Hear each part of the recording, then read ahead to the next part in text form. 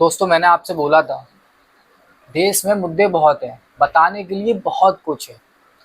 अभी हाल ही में रामपुर की एक यूनिवर्सिटी है, मोहम्मद अली जौहर यूनिवर्सिटी।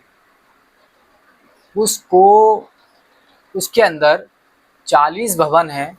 40 भवन में से 38 भवन को अघोषित इलीगल बताया गया है कि वो बिना नक्शा पास कराए उसको बनाया गया था और अब उसको तोड़ने का आदेश दिया गया है। दोस्तों, हज़ारों बच्चे वहाँ पढ़ रहे हैं, स्टडी कर रहे हैं।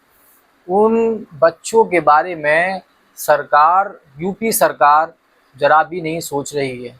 वो बदले की आग में इतनी अंधी हो गई है कि उसको दिखाई नहीं दे रहा है कि वो एक यूनिवर्सिटी पर बिल्डोज़र या अवैध बताकर उसको तोड़ने की कवायद अब कर रही है। अब सरकार ये कहेगी कि ये तो जो भी कुछ है वो कानून के तहत हो रहा है। तो सरकार से मेरा सवाल है कि देश के अंदर आधे से ज़्यादा इमारतें ऐसी हैं जो बिना नक्शा पास किए बनाई गई हैं। अगर आप एक सर्वे करवाएंगे ना तो आपको खुद ही पता चल जाएगा। लेकिन क्योंकि उस यूनिवर्सिटी रामपुर के अंदर जो मोहम्मद अली जौहर यूनिवर्सिटी है, उसमें एक नाम और उसके पीछे भी एक नाम छुपा हुआ है। वो नाम है आज़म खान का, वो नाम है एक मुसलमान का। इसीलिए उस यूनिवर्सिटी को लेकर इतनी नफ़रत भरी हुई है बीजेपी के अंदर, योगी सरकार के अंदर, कि वो उन हज़ारों बच्चों के भविष्य पर अब खतरा मंडरा रहा है। और इसके बदले सरकार ने, वहाँ के प्रशासन ने बच्चों की काउंसलिंग करने के लिए कैंप लगा रहा है। क्या होगा इस काउंसलिंग करने का? आप उन बच्चे जिन्होंने क्लासरूम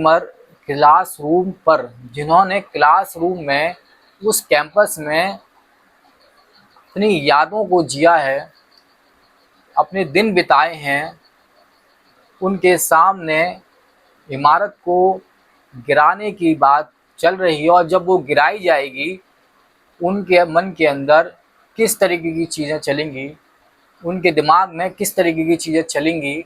आप कह रहे हो कि काउंसलिंग की जाएगी। मैं पूछता हूँ, उस काउंसलिंग का क्या होना तो ये चाहिए था कि अगर सरकार को लग रहा था कि वो इलीगल है, बिना नक्शा पास कराए हुए है, तो सरकार उसको अपने टेक ऑफ में ले ले, अपने कंट्रोल में ले ले, लेकिन यूनिवर्सिटी को ना तोड़े, ना उसको हटाए।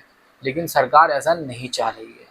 सरकार तो उसको हटाना ही चाह रही है। सरकार चाहती ही नहीं है कि इस देश के अंदर लोग पढ़ें लिखें, कुछ बने।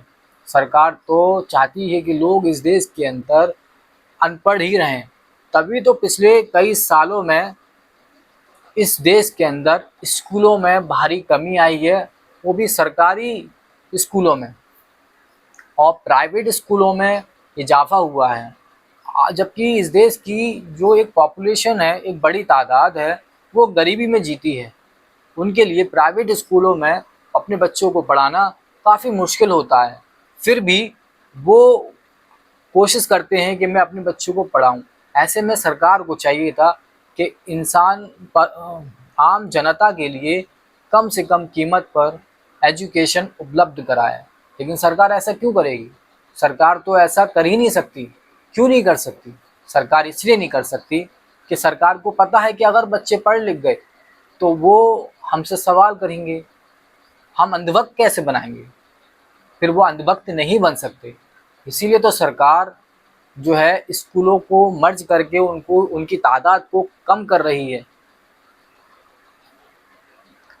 और जो यूनिवर्सिटी हैं उनमें बदले की भावना में वो उसको तबाह और बर्बाद करने की कोशिश कर रही है।